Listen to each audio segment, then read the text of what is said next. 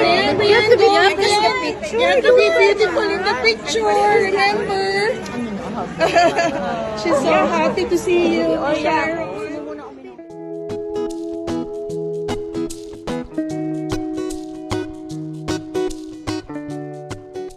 Hello and welcome to Celebrity Home.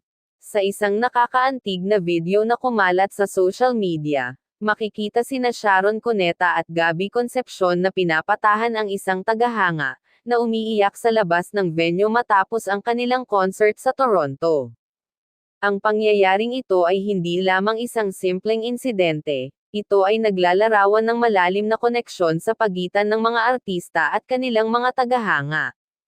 Ipinakita nina Sharon at Gabby na sila ay higit pa sa mga artista. Sila ay mga tao na may malasakit at pagmamahal sa kanilang mga tagahanga. You have to smile. You have to be beautiful in the picture, remember?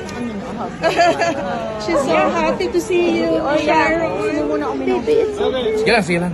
Siya. Sparkling? Ako. Sparkling. Thank you. Thank you, Brian. Come on. Smile.